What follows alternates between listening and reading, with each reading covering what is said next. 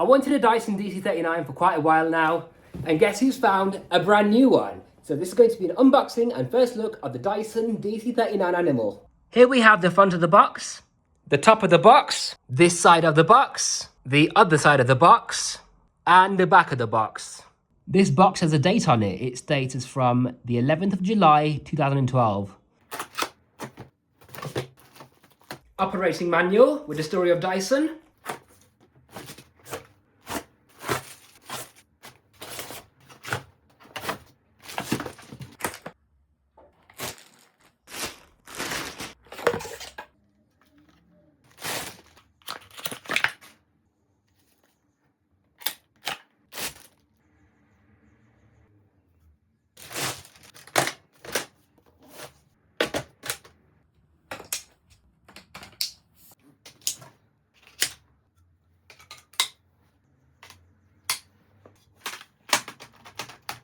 The machine is now fully assembled. It's time for the carpet test. We switch it on over here.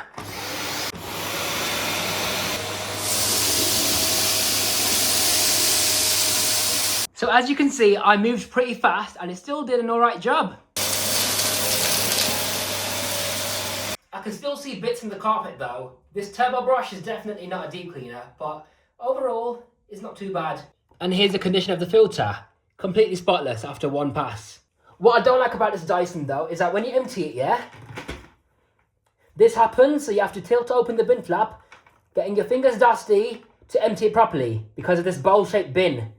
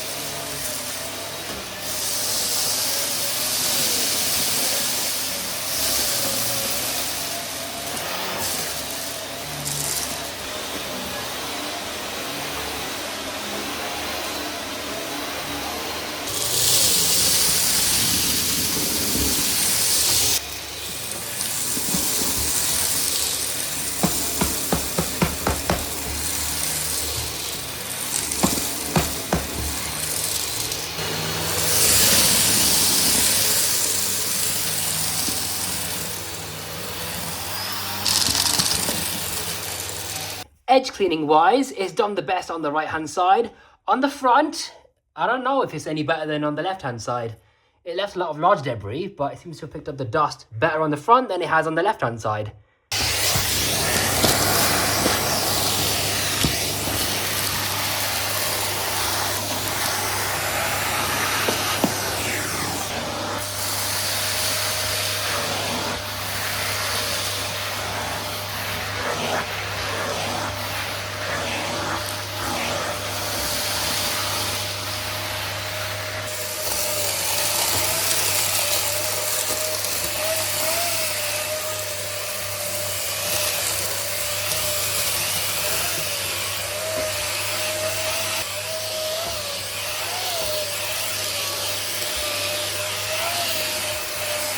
Okay, the bin is now full. Let's see how dusty the filter is.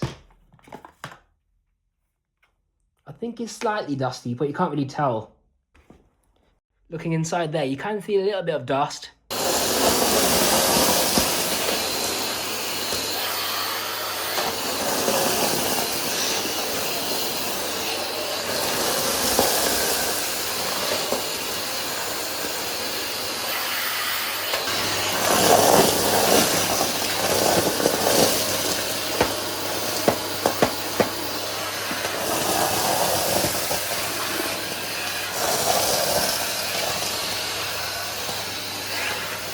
Wow, that is very impressive. It picked up everything very quickly.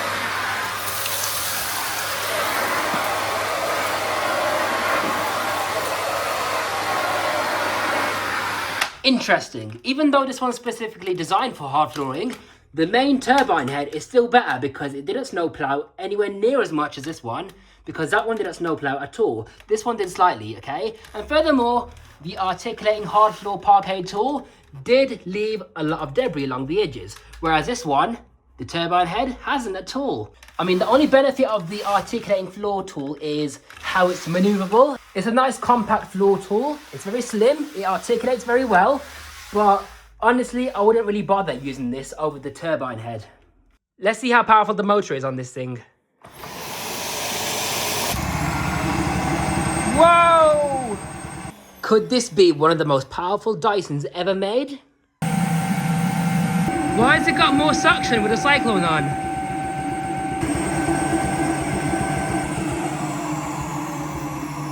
That's really confusing, you know, because it reached 140 inches of water lift with the Cyclone and bin on. So that was a quick demonstration. Now it's time to look at this machine in further detail. This is a turbine head. It features an air-driven brush bar. Now these bristles are actually quite stiff, which is decent for revitalizing the carpet fibers. This is how far the bristles stick out the base. Now this turbine head has a clean air design where the impeller is on the side, so it's separate from the dusty air path. So this thing will never clog, unlike conventional turbo brushes. So basically, the more the airflow gets restricted on the base, the more airflow travels to the turbine on the side, which speeds up the brush bar even more.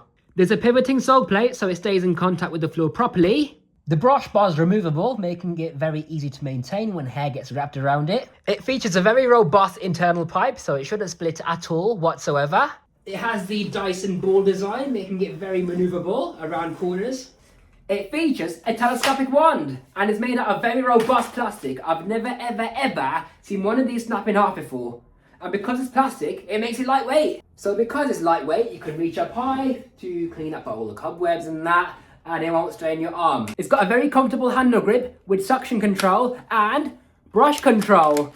This is the world's first and possibly the only turbo brush that has brush control on the handle. Isn't that amazing? There's storage for the accessories on the wand.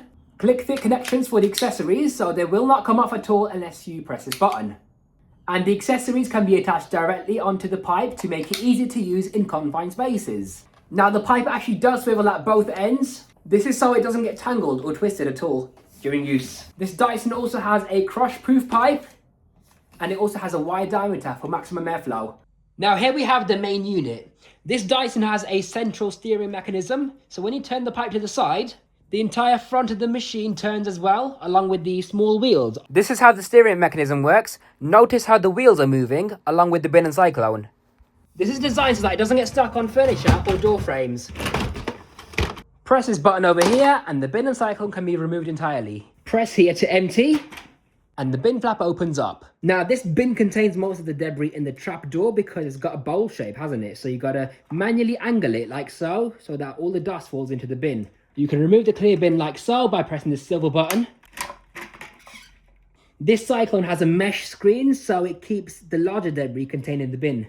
So the bin is one Cyclone, but after that you got 14 smaller Cyclones, meaning you got 15 in total. These Cyclones are very efficient at spinning the dust out of the airflow. There's also a pre-motor filter right on the top, and it's got a very large surface area to capture more allergens. If there's one thing I don't understand about the DC39, it's why is there no gasket between this ducting and the pre-motor filter, but yet it still retains a perfect seal? I don't get it. There's an even larger surface area for the HEPA exhaust filter, and it's a completely sealed system, so it doesn't pollute the air.